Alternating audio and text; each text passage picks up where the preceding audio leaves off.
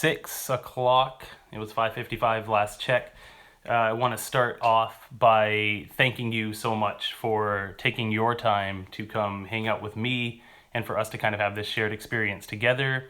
Everyone that is here right now is effectively a part of trying to make a change towards mental health, and not only bringing their stories forward, but listening to others, or in my case, my story, and also trying to actively be a part of getting rid of stigmas and opening up and allowing there to be safe places and circles and spaces for people to share this information, and for all of us to do this together, because as we've come to see in the last several months, we're much stronger when we do things together in unity. And it's kind of been a situation that's been unfortunate, but it's also given us a lot of positive and being able to give back to ourselves and think about ourselves for a minute.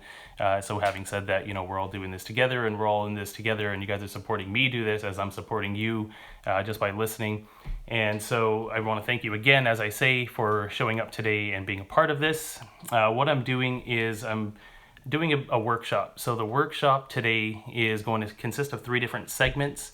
I'm trying to really take advantage of my time, and I don't want to use up too much of your time, because I really value your time, and I value that you're able to stop and do this with me today. So 3 segments. I'm going to try to go about 10 minutes in each segment, so we're going to try to go 30 minutes overall. And the 3 segments that we're going to be talking about in the workshop, like I say, about 10 minutes, try to keep it within 10 or less, and try to go for 30 minutes. And then what we'll do is we'll end the call, or take some questions before we end the call, I should say. So the first section, what we're going to do, as I say, I made a lot of notes for this, so I may look away from time to time, but I'm here with you, and I'm listening, and I'm following and watching along as well with the chat.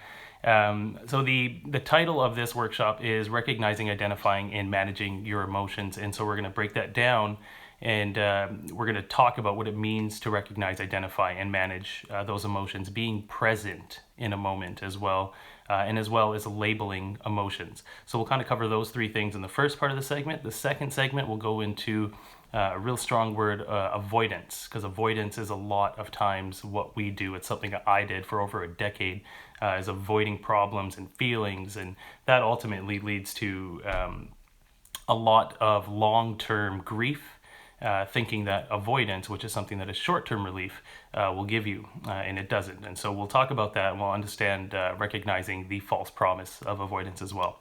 And then the third bit at the end, we'll talk about some tips and suggestions and things that have helped me manage my emotions in current situations that I've been in the last week, but also just in the last few years.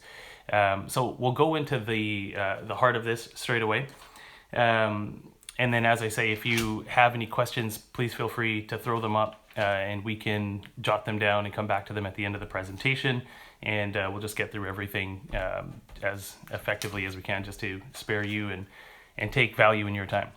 So the first part, we're going to break down the 3 areas. Again, recognizing, identifying, and managing those emotions. So let's talk about what they mean. Recognizing is all about being in the present moment and recognizing your thoughts in the present moment. So how we're thinking, what we're thinking about. Oftentimes what happens is our thoughts determine how we feel, and subsequently how we act or behave. So determining how we feel and how we behave is all dependent on the inertia of that movement, which is the thought, the first thing that comes in. So let's say, for example, you're trying to find a job, you're looking around, it's been days, maybe a week or 2, you're online, you're building your resume to the specifications of that job and that company, maybe you're doing some research, there's a lot of time you're putting into it, and you start thinking to yourself, it's been a week, I haven't heard anything, are my skills, my qualifications even valuable enough? I'm not even going to get this job, why am I applying?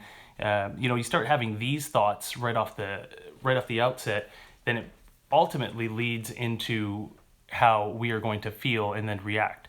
So this goes into our second bit, which is identifying. And what we're identifying is that particular feeling or emotional state. And so understanding as well that feeling and that emotional state that we're now in is a direct result of the thought that we had. So that thought put us into this feeling. So feeling pessimistic about your job prospects, this might do things like increase your heart rate. You'll feel tightness perhaps in your chest and in your neck. Your breathing won't come from your diaphragm or from your gut, but it'll come from up here. So you've got a bit of a shallow breath, muscle tensing. So you get all these sensations that happen, these physical sensations that are a result of how you're thinking. So you now start thinking about this going into a really deep pocket of who you are as a person. Is just like this one thought is now controlling all these factors within myself, within my body. So these are going to, feeling pessimistic about your job prospects will lead you, in this scenario, will lead you to feeling anxious, discouraged. Physically, you have the sensations, you have the changes. And now this is going to possibly lead you to start putting off other things that you have going on in your life. If I was sitting here at my computer and it's been a few hours and I've been hammering away at sending out resumes and I still haven't heard anything back yet, it's been a few days, then I might start looking around at what's going on in my house and thinking, I should really clean the bathroom. I should really get to the dishes over there. If I don't clean the dishes, I don't want to make dinners. I don't want to make more dishes. And so all of a sudden it starts snowballing and it starts affecting your behavior in what you do in the rest of your life. This little piece that you're doing in front of your computer is trying to set up some career value for you and trying to get your money flow back in. And that is a small part. Your dishes are a different part, your bathroom is a different part. This is a part of your actual life. So your work life and then your personal life start to become intertwined, and you start putting things off. So you go from the negative thought to the physical sensation to the actual act of doing things differently. And now you're altering what your regular routine would be. So you can see how strong your thoughts are in these circumstances. And so ultimately what we think and what we do affects the way we feel. So let me say that again. What we think and what we do affects the way we feel. And those kind of can all be, you can move all those words around in that sentence and it's all kind of within a triangle. It's all kind of within a circle. They all make sense. They all are interdependent on each other. So with that, it's okay when you're in a situation, when you're in a scenario, it's okay to stop, to pause, to take a breath, to think, and appropriately come up with a response rather than a reaction. So reaction will likely lead you to making an impulsive decision. And that's what we want to stay away from. Being in a situation where you're impulsively reacting is something that you can refer to as controlling your emotional intensity. So think of your emotional intensity as a thermostat. You push that thermostat all the way to the left and it shuts off. You push it all the way to the right, it gets too hot, it's unbearable. There's physical sensations, it's too hot, you're sweaty. You get it in the middle, in that middle area, it's just right. In the middle area is exactly where you want to try to be. Now it's a lot easier said than done, but that center area is exactly where you want to try to keep your emotional intensity, because it's best served, your emotional intensity is best served when you can think clearly. With respect to this analogy of thinking of your emotional intensity as a thermostat, if you pull that all the way to the left, it's shut off. You're feeling distant. You're feeling, you're on autopilot. You're distant. You're suppressing your feelings. You're drifting into avoidance. You push it all the way to the right. It's too hot. Now there's physical sensations. You're inflamed with your thoughts. You are reacting impulsively because you're in the heat of the moment and your energy level is not where it should be. It's in a bad place. It's in a negative place. And oftentimes high intensity situations actually change the blood flow to your brain, which makes it harder to think clearly and subsequently will lead in poor decisions. So this is where it's effective to understand how to control your emotions by owning your emotions and labeling those emotions. So labeling emotions it's an effective way in determining how it is you exactly feel. You can feel angry, which I'm sure a lot of us have in the last few weeks. You can feel angry, but what type of anger is that? Is it hateful, vengeful? Is it jealousy? Is it mad? Are you irritated, frustrated, bitter, grouchy, aggressive? If it's sadness, what type of sadness is that? You could say you're sad, but you could pinpoint that and think about exactly what it is in the feeling of that sadness. So is it disappointed? Are you hurt? Are you defeated, hopeless, depressed, unhappy? You're glum? There's various levels of this, right? Is what we're trying to determine here. Maybe it's happiness. If you're just happy, anyone could just say they're happy, but it's different to say that we're blissful, we're eager, we're ecstatic, we're optimistic, we're excited, we're hopeful, we're thankful, we're proud, we're energized. Just saying those words just pumps me up. It gives me like a rush through my blood, you know what I mean? And I start feeling excited about things, and I haven't even done anything but read some words off a piece of paper. So I could have been feeling happy, but now I've expressed it in these particular forms, and it's making me feel like the word itself. It's making me feel energized. It's making me feel optimistic. I'm not just saying it. It's changing my whole state. It's changing my whole mood. Now, by labeling this emotion, we can better identify the deeper connections that those have with us. Let's say we are training for a 10K marathon. The TC 10K was supposed to be run in April in Victoria here, Victoria, BC. Shout out.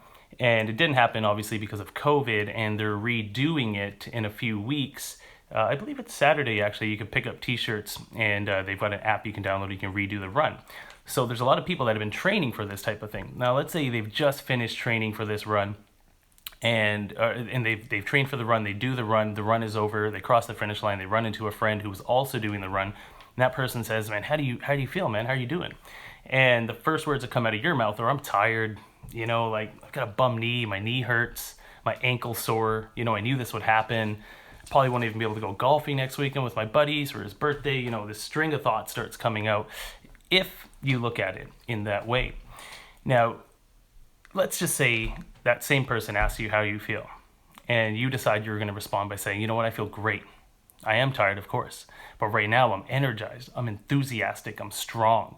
You've been training for months to do this run, and then finally, your discipline, your diligence, and everything that you've put into your diet and your training, your sleep schedule has come to fruition. You've done the marathon. You actually got a better time on the marathon than you initially projected yourself to do. So all these things came to a head. You get to be in the moment of understanding what it took to reach that goal. It's in the journey where you find the gold nuggets, not necessarily just the goal. It's not necessarily just getting the medal or getting the trophy. It's what it took to get that, to acquire that. Acquiring that is the final stage. It's what it takes to get there that's so important, and it builds so much character, and it tells you so much about yourself. Now, considering, in this scenario, I tell this person I'm feeling energized, I'm feeling optimistic, I'm feeling great. I'm putting myself in a position where in the given moment, in that present moment, I can start thinking about all of my training over those past few months. I could think about what it took to get across that finish line. I could think about that euphoria of what it felt when I not only crossed the finish line, but that I had a better time than when I originally projected myself to get. So all of this is happening in one moment, and you're able to channel all these different feelings and all these different emotions and put yourself into a good, positive emotional state of mind by simply thinking of things a little differently. And that's a very powerful thought, and that's a very powerful position to be in. So we're going to get into the second part of the presentation here, and this is all about avoidance. Now, avoidance, as I mentioned at the onset of the presentation, is something that I've been an expert at for years, probably for over a decade. I've learned to bottle things up and push them down and not deal with them, and just hoping that this kind of short-term relief that I'm getting from not thinking about it in the present time will eventually make it go away, which, as any of us know that have ever done that, it just compounds it and makes it worse. So often we try to cope with difficult situations by avoiding them. Ultimately, what happens when we do bottle things up and we avoid dealing with them and avoid feeling that certain feeling or that emotion is that it backfires and it blows up in our face. And avoidance, as we say, is always short term. There's no long-term solution to avoiding anything. The more actually that we do avoid something, the deeper the anxiety becomes each time that thing is mentioned or resurfaced or somehow you get in contact with it. Let's say, for example, you are trying to quit smoking cigarettes, which is something that afflicts a lot of people. And you tell yourself you're going to stop smoking cigarettes. You start, it's day one, you turn on your favorite show on Netflix, the lead character happens to smoke cigarettes like crazy. So now you're watching somebody smoke cigarettes, so this isn't helping. You decide to go for a walk downtown, you're walking around, you see cigarette butts everywhere. It's this feeling of constantly seeing it happen around you that is creating further and further anxiety each single time you see this thing happening in action, knowing in your head you're trying to get rid of it. So you're trying to avoid it. You're trying to avoid it. Now, conversely, tolerating your emotions and not avoiding them at all and allowing it to flow through you, allowing yourself to feel it, allowing yourself to be in the situation. One of the things I had to do when I was in the darkest places of my depression was learn just this skill, was learn to when I was feeling like shit to just feel like shit for as long as that shitty period took. I was going to feel that way. I was going to absorb myself in that. I was going to soak that in, because if I don't, I'm going back to all the patterns that I've done my entire life, which is bottle, run away, push it aside. So I was like, no, I got to do this. And it's really hard. It's really hard to sit in a sad state or a shit state or a depressed state and just own that, and just owning that though, and then thinking about it and journaling, which is something that I did a lot, and then journaling about it, and then just getting the thoughts out of your head and connecting the dots and thinking to yourself, all right, this is why I felt that way. Like I've bottled that particular feeling up for so many years, but now that I've understood it, now that I've tolerated it, each time it comes up, it'll be less and less hard to deal with each time it resurfaces, because now I understand it. Now I've dealt with it, right? And it's not that it'll ever go away. Some things are so strong that they're always going to be present. But if you can learn to deal with it, learn to control it, and learn to own it, each time it resurfaces, it doesn't hold any control over you. Now you have the control over it. And I think that's something that we try and strive for with mental health, is trying to figure out what we have control over and maximizing our efforts to control those things, right? There's a lot of stuff that happens outside of our lives that we can't control. And it's just best for us to try and control the things we can.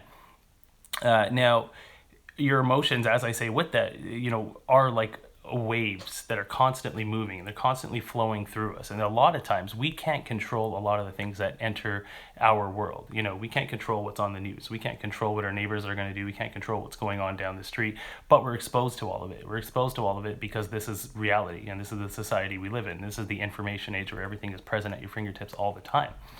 So if you can't control it, here's an amazing quote, actually, that is from John Kabat-Zinn, that says, emotions are like waves constantly flowing through you.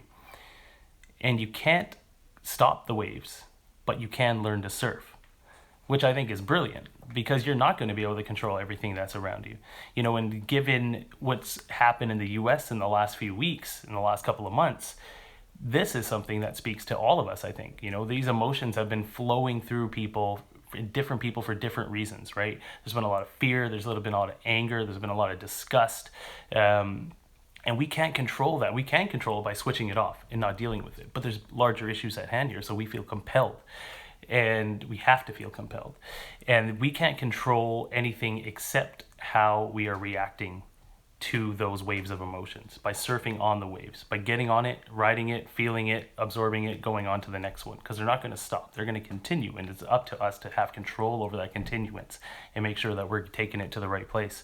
Emotions are extremely important, right? They connect us as humans. There are 6 basic emotions: happiness, sadness, anger, fear, disgust, and surprise, and they are expressed with distinct facial expressions throughout the entire world. No matter where you are in the world, somebody will smile when they're happy, somebody will frown when they're sad, and somebody will clench their teeth when they're angry. There was actually a study done that showed that people who were blind since birth, having never seen any facial expressions, also exhibit smiles when they're happy, frowns when they're sad, and clenched teeth when they're angry. So these things are a part of the fabric of what human society and evolution is, and they help us continue to stay alive. Because of our evolution, we've all learned these particular facial twitches or expressions or emotions.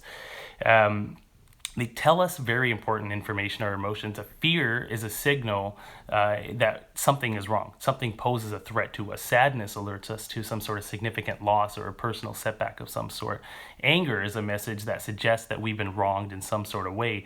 In terms of fear, if there's a car coming at you on the street, in fear of your life, your nervous system is going to tell you that you need to get out of the way, or else you're going to get hit by this car and possibly face death, because this giant machine is going to run you over.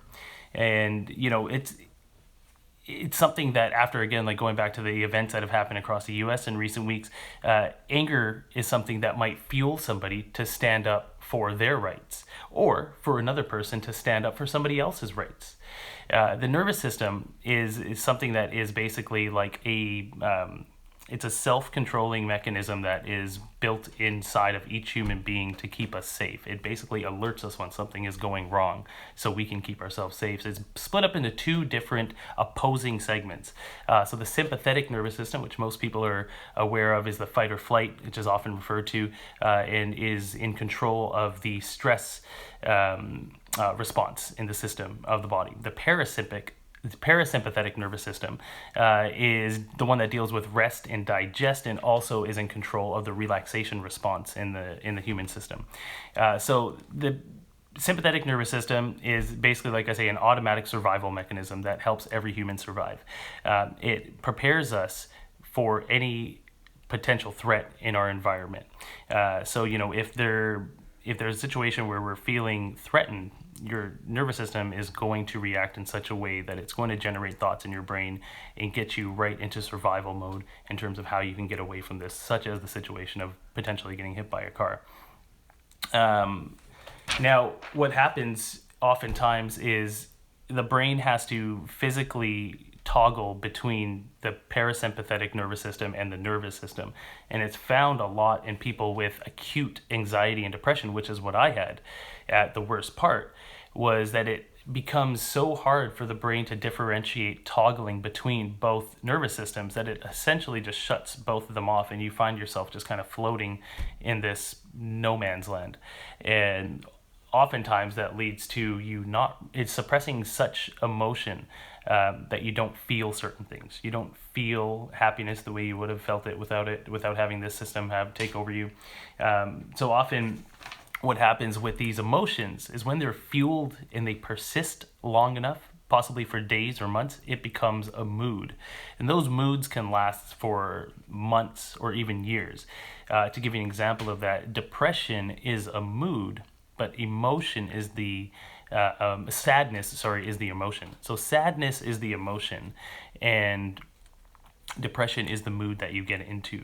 So it's these mental states and these mood states like depression that affect in our nervous system altogether. They will start changing things in your physical health, such as having low energy, altered patterns of sleep and eating. And I know that definitely happened with me when I was at the height of my anxiety and depression. I was not able to sleep. I would wake up multiple times through the night. I would constantly think about work. I would get to work and be super stressed out. And then I would get home and my diet was poor. I was eating a lot of deep fried food and greasy food and not exercising. And these sort of changes occur when you get into those moods, when you get into those altered states. So it's important to recognize these things at all times in terms of how they are physically taking over our body. So with all of that said, what can we do? What can we do with all this information that we're trying to process? What can we do to try to control what's going on in and around our lives? Where do we find a safe spot? Where do we find our happiness corner? Where's our cozy spot, our comfort zone? There's a few things that I will mention in terms of tips and suggestions that I've read about, that I've come across through cognitive behavioral therapy, and also that worked for me personally in terms of what I was building in my toolkit or my tool belt as I was going through the deepest, darkest points of my anxiety and depression. So one of the things you can do, the first two things I'll mention are things you can do anywhere, anytime. You can do them in your car, you can do them sitting in a chair, you can do them sitting on your sofa. What the first one is abdominal paced breathing. So abdominal paced breathing, as I mentioned earlier, is where you're breathing from your gut and using your diaphragm rather than breathing from your chest. Oftentimes when we're anxious and we have high levels of anxiety, we breathe through our chest. We have very shallow breathing. But when we open up and breathe from our diaphragm, we have a lot more breath. It oxygenates the brain a lot more and allows us to think a lot more clearly. Also, what this does is it activates the parasympathetic nervous system, which again is responsible for relaxation response in the human body. So by accessing the PNS, the parasympathetic nervous system, more frequently through breathing, you're taking down your stress hormones, you're taking down your stress management levels. And ultimately, you can do small things like breathing in for 5 seconds and breathing out for 7 seconds. That breathing out point is where you're really actively engaging the parasympathetic nervous system. So the longer out you breathe, the more you activate the sensations in your body that often are referred to or associated with relaxation. You can also do something that is very simple. It's like this. It's letting go of tension, literally letting go of tension. So squeezing your fist, squeezing your palms, flexing all your muscles in your arm, and then letting them go. And doing that for a few seconds each, a couple of different repetitions. And you can do that with your arms, your legs, your face. You stretch up all the muscles in your face. By doing these things, you could do them in the moment. You could do them when you are confronted with a scenario or a situation that's putting you in an unpleasant or uncomfortable state of mind. So you could take a moment, you could stop, go sit in your car, go into a different room, go to the bathroom, do whatever you got to do just to do this for a few minutes, and then actively get back to whatever you were doing. In that way, you've given yourself an opportunity to now respond in the most effective manner. What two other things you can do, which probably you would have to do at home or where you have more liberty to space and time, is dunking your face in ice water or really cold water. If you don't want to do that, or you have apprehensions with that, or don't have the equipment for that, you can always just splash really cold water on your face. Just wash your face with water a few different times, go back and do it a couple minutes later. What this does is, by doing that, you're activating, again, the parasympathetic nervous system, and it promotes a rest response in your body. It reduces your heart rate, redirects blood from your extremities to your core organs and arteries. And so what you're doing with the water is, and you're effectively bringing down, if you've ever cooked anything in a pressure cooker, you've got to put some cold water on it before you completely release the steam and open it up, because if something's overheated that much, it has the propensity to really hurt you. And that's kind of what you're doing when you have these strong, emotional, intense feelings, is that you're kind of like that pressure cooker. And if you put that water on, you bring that temperature down, it now allows your heart rate to go down, as I say, redirect blood into the right parts of your body, into your brain, to effectively give you the best way to respond to a situation. Another thing is very intense exercise, or not very intense, let's just say intense exercise, because emotions prepare us for actions that are like defending, attacking, running away, restraining. It can be very challenging to control those emotions while you're overheated. And so intense exercise can actually redirect that energy, and it triggers the relaxation response again. It improves your mood and improves how you're going to respond to the situation. This also oxygenates your brain and allows greater control of your thought process, and leading to better decision making as well. Lastly, and these are things that everyone has control of, because these are all based on what your likes and dislikes are and things that you like to do in your pastime. So a healthy distraction, read a book, watch a documentary, watch a movie, keep it light, and don't go watching, some documentary on viruses and the coronavirus right now. If you're going through a hard time dealing with this, it's obviously not the right thing to do. Go watch a comedy, go watch a stupid movie, any Ben Stiller movie. And just put yourself into a position where you've given yourself an opportunity to relax and get your mind off things. Read a book, read a magazine, play an instrument, cook some food, do some crafts, do some knitting, whatever it is that you do. Listen to a podcast. You can do some chores at home. You can garden, do some yoga. You can meditate, take a nice walk. I do this frequently with my kids, actually. I take them down to the beach, and by going down to the beach, you put yourself into a position where you have to pay attention to what's going on around you, and you're fascinated with the rocks you find, with the shoreline in terms of how much the water is in today, the different rocks that you find, the different plants that you see, the birds. We saw seals the other day, and they're barking in the water. So that's you don't experience that sitting around at home, right? So some days you got to take yourself out of the situation, and go present yourself an opportunity to kind of be in a more relaxed state of mind, in a more relaxed environment.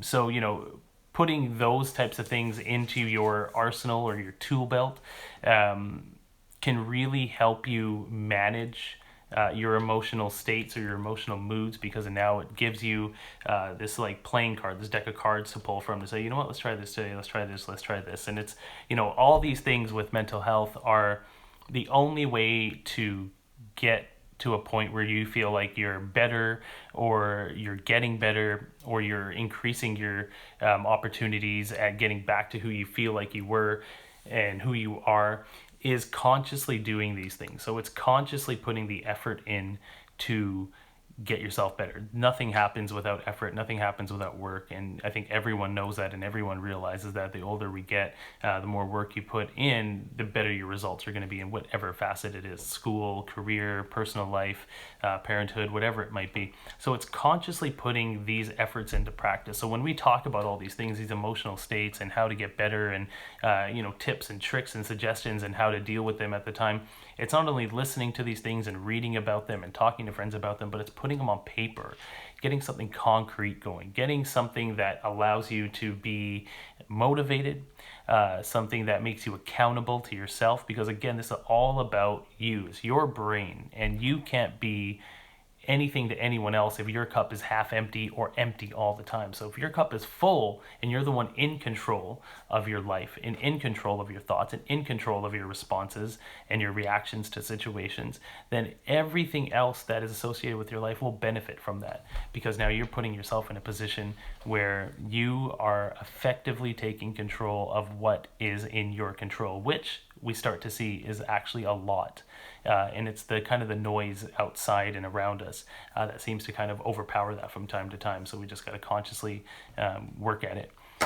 I think that is actually all the information that I have to share. I'm just going to wave at a bunch of peeps who jumped in. Thank you everyone for joining. It's amazing. Mindy, what's up? I know that was a lot, and I kind of just spat it all out at everyone. If anyone has any questions, or if anyone has anything they want to discuss, I would be more than happy to do so. Actually, just before I do that, the last thing I want to share in conjunction with what to do to help you deal with these situations, the things that I do personally that have really helped is exercise, journal. I can't express that enough. A gratitude jar. There's my gratitude jar. I write things in here, empty it out when it gets too full. Basically anything that I feel grateful for goes in there once a day. Music and food. I love music. I create music. I rap. I've got a collective that I'm a part of, Desi Method, which everyone is here tonight. So thank you to those guys for showing up and being a part of this. And so I create music. That is part of my release. I used to be a cook professionally. I love food, and there's been no better time to experiment and muck about with food. So I do that a lot. And as I say, being in nature a lot is something I do to be present and to kind of be appreciative and get my mind off things. I did post this on Instagram some time ago that I was doing this tonight, and then I had asked people to send me some questions if they did. There was a question I had that I wanted to answer from DJ McKay. DJ McKay's in the house tonight. He's also part of the collective of Desi Method, our music team. And his question was, what do I think of SSRIs? SSRIs are basically antidepressants. I have no medical background. I'm not a doctor. I'm not a person to necessarily answer that question, but my opinions on antidepressants are that everyone's situation is completely different. Everyone's tolerance for dealing with their situation in their current lives are different, and everyone's mental makeup is different. So what I think about SSRIs or antidepressants, I was initially, when I started going through my healing process of depression and anxiety, I never wanted to immediately go to antidepressants because I wanted to see what I can do in my control, because for me, I didn't even know what the hell was going on. So I wanted to figure out what was happening. I wanted to figure out what depression was, what anxiety was, and I wanted to figure this all out from a base ground level and then build up and then build my knowledge and build my understanding, build my tool belt, build my skills of what to do. And a lot of that took, like I say, going to cognitive behavioral therapy, going to counseling, a lot of talk therapy sessions, just to get my thoughts out and to listen to stories from other people. Listening was actually one of the most amazing things, to hear how many other people were afflicted by the same things I was. And so I never went the route of antidepressants. I haven't had to. I know a lot of people that have, and I know a lot of people that currently do still take them as well. And again, like I say, that is probably a discussion for an individual and their doctor to have. I have no medical background or reasoning that would justify me telling somebody to go take antidepressants. I do think that there's a lot of interesting documentation that's coming out about antidepressants and how much globally in 2020 the antidepressant market, people will have spent up to $17 billion on antidepressants by the end of 2020. And you think about how much the industry of pharmaceuticals is beneficial of that. Sort of makes you on the outset a little weary about whether or not antidepressants are for you. But as I say, that's something that is best suited to be a discussion with a doctor and a professional. But I personally think that there's good and bad with them. I think that if you need it, then you need it. And there's a lot of people that, like I say, have different tolerance levels and different have mental makeups as well. And so for the people that need it, absolutely, it's the best thing that you can do, whatever it takes to get better, right? I mean, that's ultimately what it comes down to. I didn't have to go that route, and it's something that I can't really answer on that level. But as I say to DJ, thank you for the question. Thank you for chiming in, and thank you for supporting everything that I do in terms of mental health and music. So shout out DJ McKay. I don't know what time it is. Does somebody want to tell me the time? I was supposed to go till 6:30 with just the content and then open up for questions.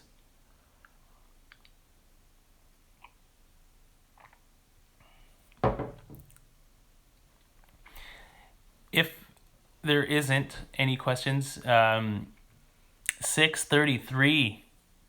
Oh, it's my sister. Oh, hey, Jen. 6:33. If there isn't any questions, or if you do have questions, what I would prefer to do is actually log off and come back on to an Instagram live in just a few moments. The only reason being is because the last time I did a session on mental health, which was talking about my story, I went live with somebody and the internet connection disrupted one of the feeds, and I ended up losing all the content and I wasn't able to post that story. So for sake of saving technical difficulties, what I am going to do is I'm going to draw the conversation to a close right here and say thank you so much to everyone for joining. I will come right back on to Instagram Live in the next minute, and we can continue to talk about these things and have question and answers. And if anyone wants to come on live, you can come on live and we can do a back and forth. So for the moment, I want to say thank you so much to every single person who's given their time, who's dedicated their time to come out and not only be here and support me while I do this presentation, but also to support the entire community of anyone that's afflicted with any sort of mental health disorder. Because everyone that's been a part of this today is actively engaging themselves in the discussion and is probably known somebody or is somebody that has had something they've gone through or dealt with in their life. And us coming together and doing this and supporting each other and being there for each other is exactly what we need to do to help the healing process and help to generate ideas and help to generate the conversation and the talk behind this and get us to a position where we can comfortably talk about these things anytime, anywhere. So again, thank you so much to everyone. I appreciate all your time. I value all your time. I value you guys. And I love you for coming out and supporting me and being a part of this. And I'm sure we're going to continue to do this because, as I say, the more we generate talk and conversation around this, the better it will feel and the more comfortable it will be to open up doors for everyone else who's afflicted by this and afraid to say anything. So thank you again so much. I appreciate you guys. I will be back to do a chat and some live conversations if anyone wants to do that in the next minute or so. But thank you so much for tuning in. I appreciate you. God bless.